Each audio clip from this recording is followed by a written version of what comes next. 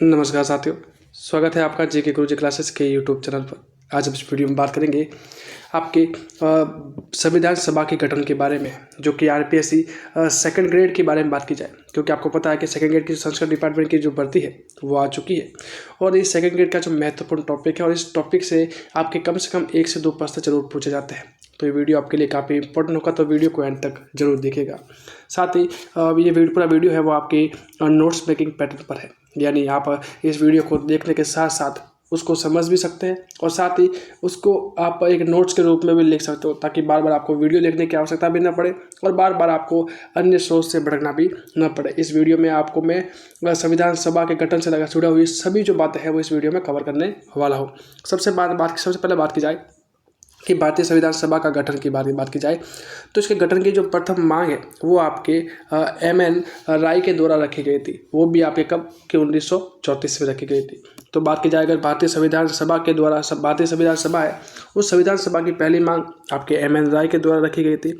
वही संविधान सभा की जो औपचारिक मांग की बात की जाए तो 1934 में आपके जो कांग्रेस की जो कार्यकारी समिति है उन्होंने भी कहते हैं कि इसके बारे में आपके जो मांग के बारे में बात की थी।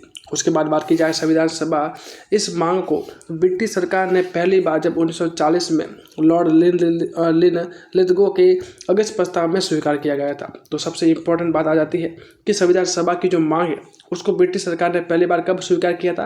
अगस्त प्रस्ताव में स्वीकार किया गया था।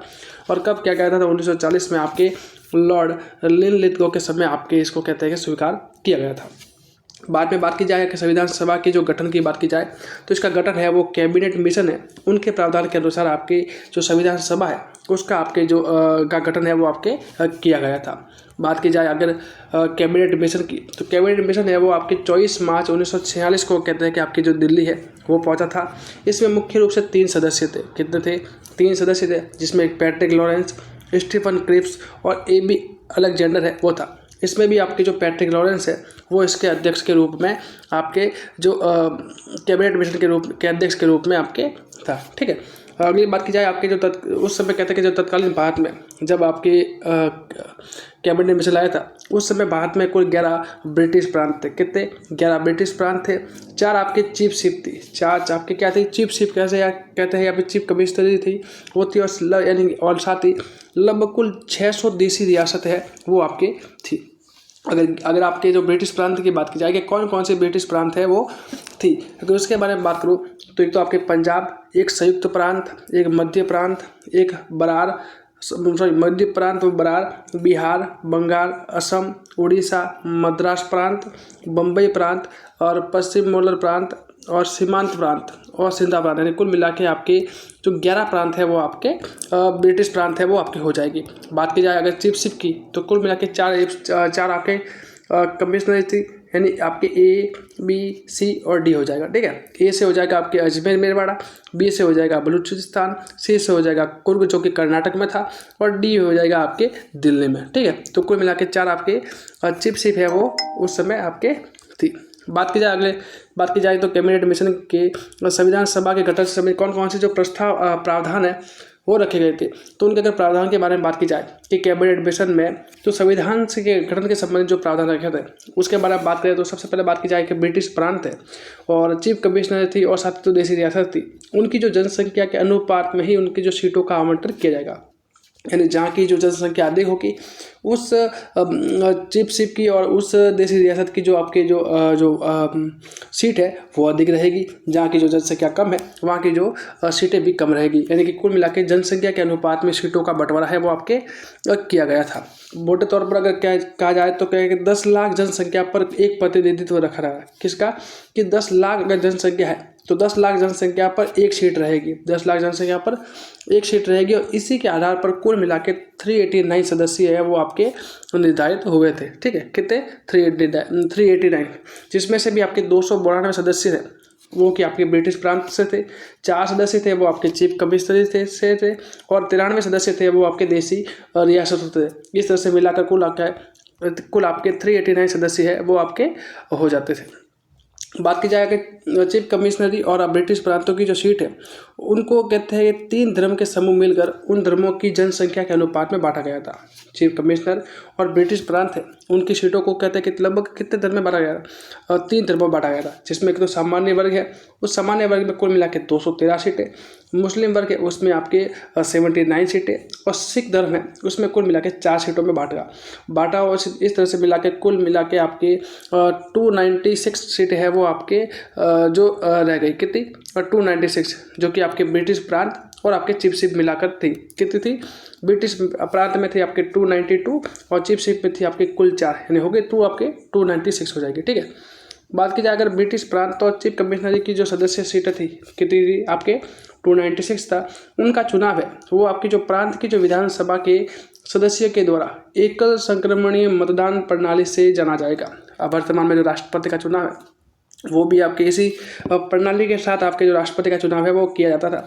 तो उस समय भी आपके जो ब्रिटिश प्रांत और आपके जो चीफ कमिश्नर थे वहाँ के जो सदस्य थे उनका चुनाव आपके एकल संक्रमणीय मत प्रणाली के द्वारा आपके करवाया जाएगा। इस तरह से जो ये सभी जो प्रावधान है वो आपके कैबिनेट मिशन के द्वारा रखे गए थे कि अगर ये आपके सभी प्रावधान होंगे तभी जाके आपके एक संविधान सभा का निर्माण है वो आपके किया जाएगा। ठीक है, तो हम सभी प्रावधानों के बारे में बात कर रहे थे। तो अगला प्रावधान था कि देशी रियासतों के सदस्यों का जो चयन है वो आपके परामर्श के आधार पर किया जाएगा। किसके आधार पर? और परामर्श के आधार पर आपके किया जाएगा। ठीक है, बात की जाए अगर जुलाई और अगस्त 1946 में संविधान सभा के चुनाव हुए थे, तो जो आपके चुनाव कब हुए थे? तो लगभग आपके जुलाई अगस्त 1946 को संविधान सभा के आपके चुनाव करवा दिए गए थे। और चुनाव के बाद जैसे कुल जो भी दल थे उन दलों ने अपना अपना चुनाव लड़ा, तो उन दल में जो इस दल में जो कांग्रेस थी उसको आपके 208 सीटें, मुस्लिम लीग है उसकी जो 73 सीटें, यूनियनिस्ट पार्टी है उसको 3 सीटें, सिख गैर कांग्रेसी है उसको 1 सीट, और अनुसूचित जाति परिसंघ है उसको 1 सीट आपके प्राप्त हुई थी। तो कुल मिला के जो सीटों का विभाजन है उसमें से सबसे जो बहुमत है वो आपके कांग्रेस को मिला था। साथ ही इसमें जो कृषक प्रजा पार्टी है उसको 1 सीट, कम्युनिस्ट पार्टी है उसको भी 1 सीट, और निर्दलीय थी उसकी कुल मिला के आपके 8 सीट आपके मिलती है। यानी कुल मिला के आपके 296 जो सीट है उसका बंटवारा आपके चुनाव के माध्यम से हो गया था और बहुमत आपके कांग्रेस के पक्ष में रही थी। बात की जाए अगर मुस्लिम लीग ने, कहता है कि मुस्लिम लीग है उसने संविधान सभा में अपनी जो कमजोर स्थिति को देखकर संविधान सभा का बहिष्कार किया था। तो सबसे पहले संविधान सभा का बहिष्कार किसने किया था? तो आपके मुस्लिम लीग के द्वारा किया गया था। और साथ ही इसने कहता है कि पाकिस्तान की मांग के साथ साथ अपनी एक नई संविधान सभा की भी मांग की थी। तो सबसे इम्पोर्टेंट बात है कि मुस्लिम लीग के द्वारा कहते हैं कि उनकी जब स्थिति कमजोर दिखी संविधान सभा में तो उनको लगा कि हमें अब एक नया देश बनाना चाहिए और नए देश के लिए एक संविधान सभा की भी मांग आपके इनके द्वारा आपके रखी गई थी। ठीक है, और भारत के जब विभाजन के बाद संविधान का जो पुनर्गठन है वापस जब भारत जब का विभाजन हुआ तो फिर आपके संविधान सभा का आपके पुनर्गठन है वो भी आपके किया गया था। जो आपके पुनर्गठित जो संविधान सभा थी, क्योंकि जब इसमें मुस्लिम लीग तो बाहर निकल गई, तो पुनर्गठित जो आपके संविधान सभा थी उसमें ब्रिटिश प्रांत के सदस्य थे वो आपके 226 रह गए थे।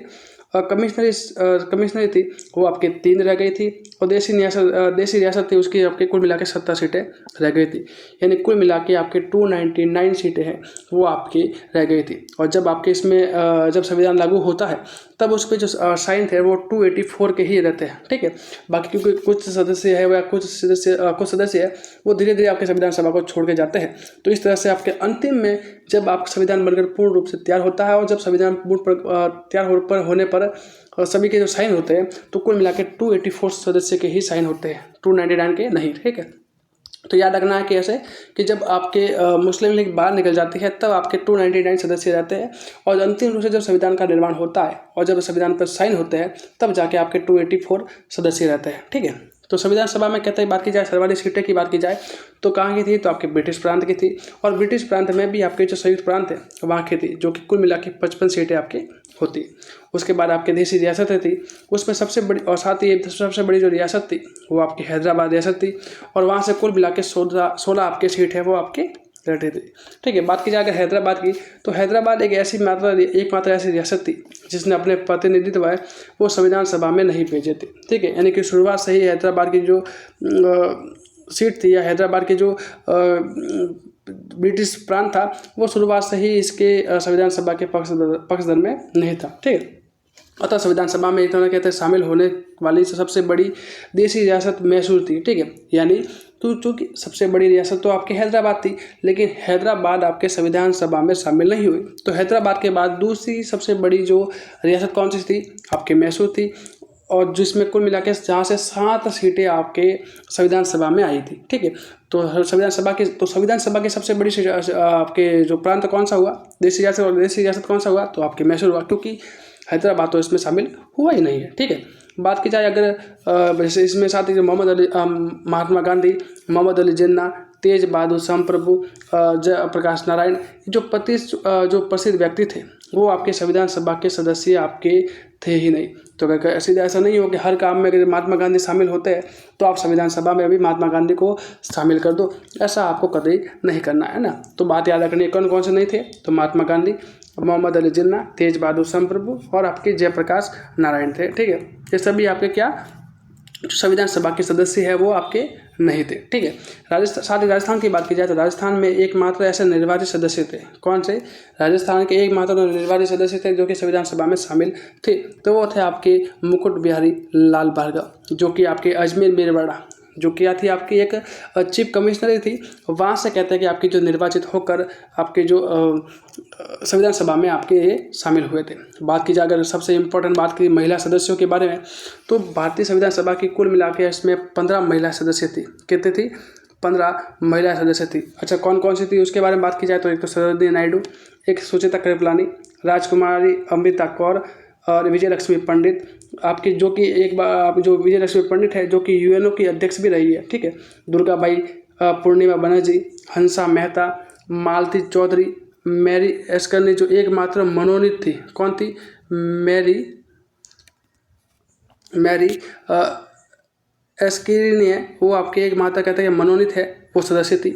इसके अलावा अंबु स्वामीनाथन, बेगम एजाज रसूल और दक्ष यानी बेला मधुन। इसमें कोई समझाने वाली बात तो है नहीं, आपको सीधा ही ऐसे इसमें याद करना होगा, ठीक है। जैसे पूर्णिमा बनर्जी, हंसा मेहता, कमला चौधरी, रेणुका रॉय और लीला रॉय है, ये सभी क्या थी आपकी कुल मिला के 15 महिलाएं थी जो कि संविधान सभा में आपके शामिल रही थी। बात की जाए जब संविधान सभा का बात हो गई, संविधान के चुनाव हो गए, तो अब आपके बचा क्या, तो संविधान का निर्माण करना बचा। तो अब बात करेंगे हम कि संविधान का निर्माण कैसे हुआ, उसके बारे में हम बात करेंगे। तो संविधान सभा की जो पहली बैठक है, सबसे इम्पोर्टेंट बात, कई बार एग्जाम में यहाँ पे पूछा भी गया है कि संविधान सभा की पहली बैठक है वो हुई कब है, ठीक है। तो सबसे पहले बात की जाए संविधान सभा की जो पहली बैठक है वो आपके 9 दिसंबर 1946 को आपके हुई थी, जिसमें कुल मिला के 211 सदस्य उपस्थित थे। सबसे इम्पोर्टेंट बात, कितने सदस्य थे, 211 सदस्य उपस्थित थे। साथ ही इस बैठक की जो अध्यक्षता सदन में जो उपस्थित सबसे जो बुजुर्ग सदस्य थे कौन थे, सच्चिदानंद सिन्हा थे, उनके द्वारा कहते हैं आपकी जो इसकी अध्यक्षता है वो अभी आपके की गई थी। साथ ही इस प्रथम बैठक में कहते हैं कि जो मुस्लिम लीग है उसने भाग है वो आपके नहीं लिया था, क्योंकि मुस्लिम लीग शुरुआत से ही अपने अलग संविधान की मांग करता आ रहा था। तो इस कारण कहते हैं कि मुस्लिम लीग ने भी संविधान के निर्माण में इसमें भाग आपके नहीं लिया था। बात की जाए 11 दिसंबर 1946 को, तो कहते हैं कि इस दिन कहते हैं कि इसकी दूसरी संविधान सभा की दूसरी बैठक हुई थी, और इस दूसरी बैठक में अध्यक्ष कौन थे आपके, डॉक्टर राजेंद्र प्रसाद। तो पहले संविधान सभा के अध्यक्ष कौन थे, डॉक्टर सच्चिदानंद सिन्हा थे, और जबकि दूसरी के आपके डॉक्टर राजेंद्र प्रसाद हो जाएंगे, ठीक है। इसमें बात किया सच्चिदानंद सिन्हा की, जो इनको कहते हैं कि आपके संविधान सभा के अस्थायी अध्यक्ष है वो बनाया गया था, जबकि स्थायी अध्यक्ष किसे बनाया गया था, डॉक्टर राजेंद्र प्रसाद को बनाया गया था, जबकि उपाध्यक्ष आपके एच.सी. मुखर्जी को बनाया गया था। और एक इम्पॉर्टेंट है कि आपके संवैधानिक सलाहकार किसे बनाया गया था, तो आपके B.N. राव है, उनको कहते हैं कि संवैधानिक सलाहकार है वो आपके बनाया गया था। बात की जाए 13 दिसंबर 1946 को जवाहरलाल नेहरू ने जब संविधान सभा के सामने उद्देश्य प्रस्ताव पेश किया था, जिसे 22 जनवरी 1947 को सर्वसम्मति के साथ कहते हैं कि पारित आपके कर दिया गया था।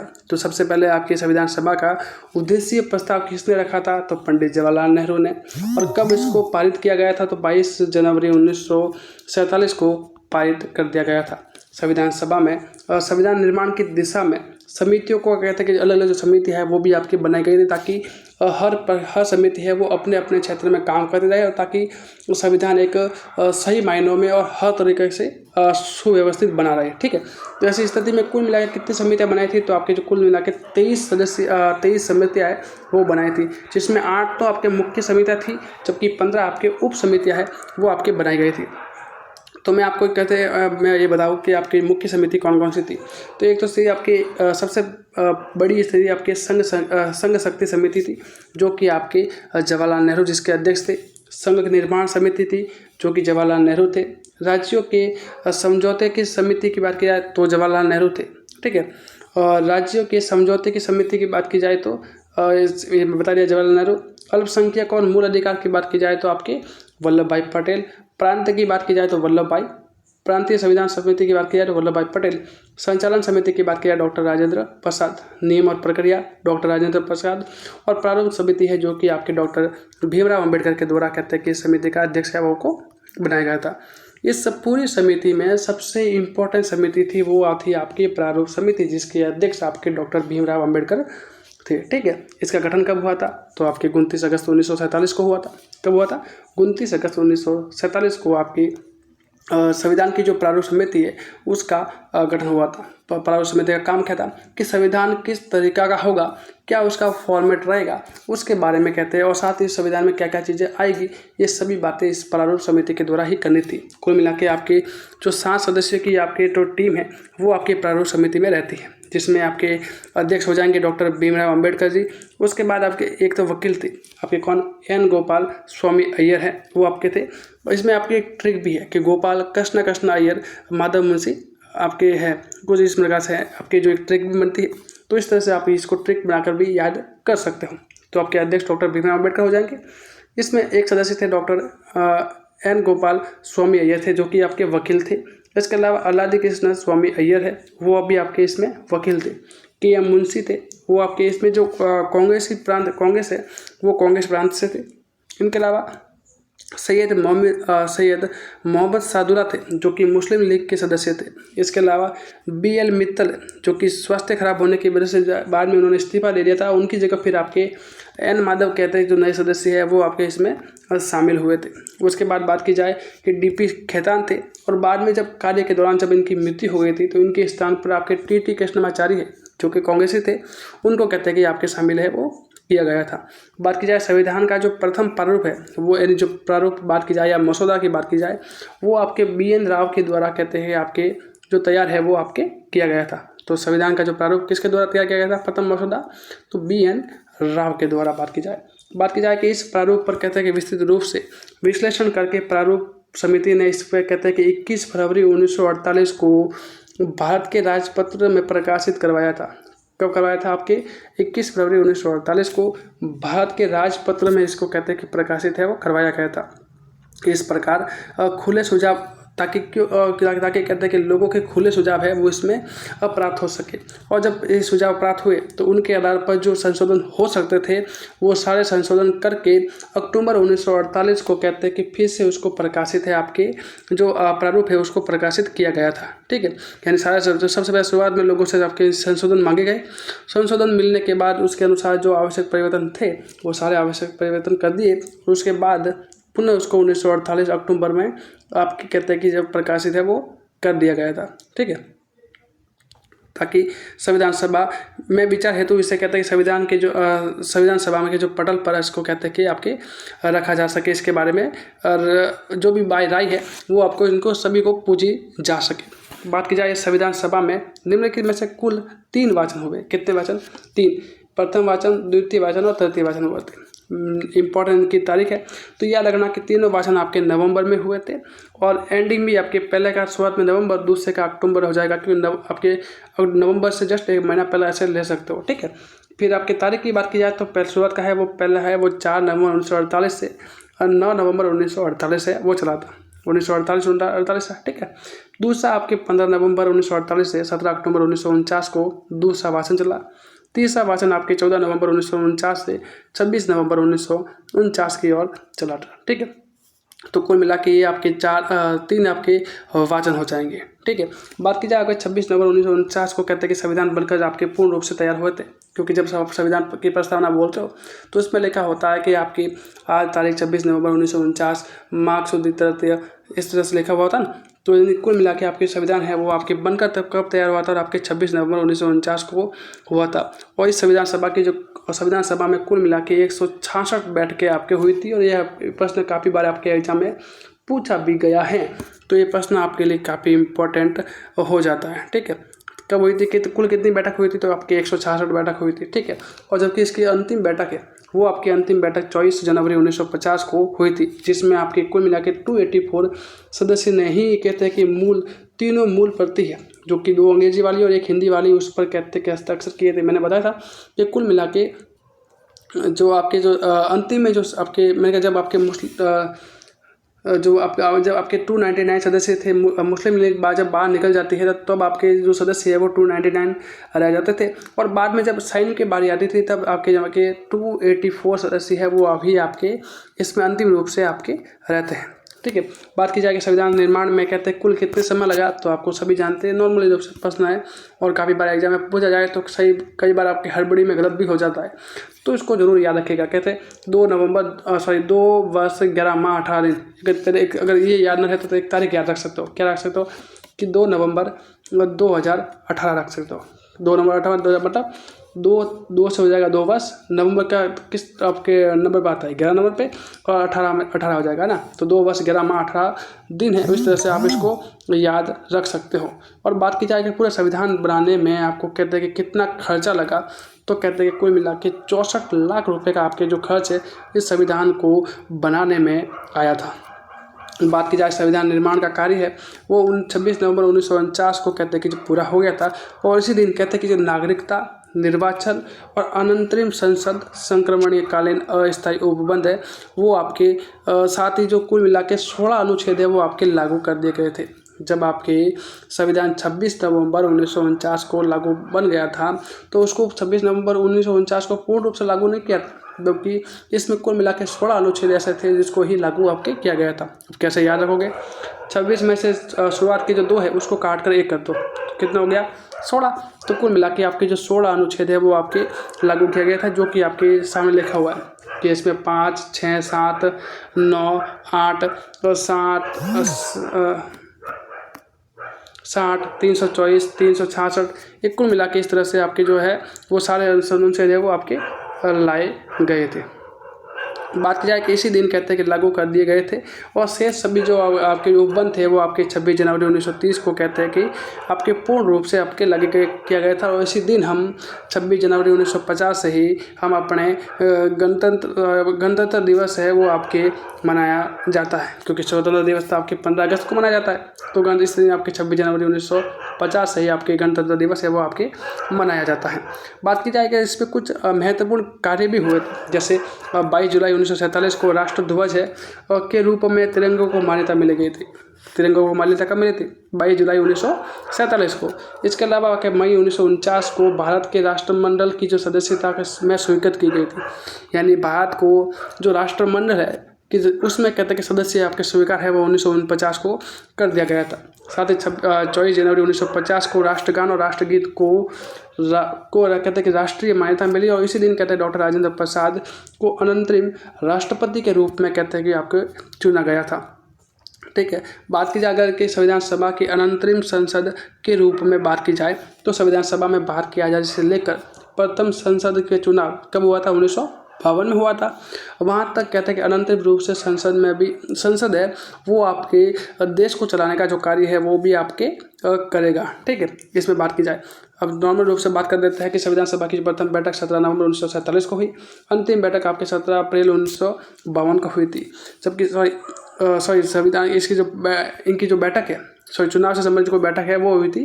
जबकि अगर संविधान सभा की बात की जाए तो 9 दिसंबर 1946 को पहली बैठक और 24 जनवरी 1950 को अंतिम बैठक है आपके हुई थी। अंतिम संसद का जो अध्यक्ष थे वो थे आपके गणेश वासुदेव मावलंकर है, वो आपके अंतिम संसद के आपके जो अध्यक्ष थे। संविधान में प्रथम संविधान संशोधन अधिनियम है वो 1951 में, और इसी अंतरिम संसद ने कहते हैं आपके जो किया था, यदि प्रथम संशोधन की बात की जाए तो वहाँ पे आपके किया था। तो यही थे आपके संविधान से जुड़े हुए सारे जो संविधान सभा का गठन कैसे हुआ, संविधान सभा है क्या, संविधान कैसे निर्माण हुआ, और उसके बारे में पूरा हमने इस वीडियो में बात किया है। और सारे मैंने बातें वो आपको जो इम्पोर्टेंट बातें हैं वही बताई थी, और साथ ही जो नोट्स मेकिंग पैटर्न में बताई, तो इसको देख अगर आप आराम से अपने नोट्स भी बना सकते हो, क्योंकि इससे नोट्स बनाने के बाद कुछ ज़्यादा लगता नहीं है कि इससे कोई प्रश्न बाहर जाने वाला है। तो अगर वीडियो अच्छा लगा है तो उसको लाइक और शेयर जरूर कीजिएगा। चैनल पर नए हैं तो चैनल को आप सब्सक्राइब करके जरूर रखिएगा, क्योंकि ऐसी और भी वीडियो आपके लिए आएगी जिससे कि आपकी नॉलेज बढ़ेगी और साथ ही आप अपने एग्जाम की तैयारी अच्छे से कर पाओगे। मिलते हैं नेक्स्ट वीडियो में, तब तक के लिए धन्यवाद। पढ़ते रहे, बढ़ते रहें।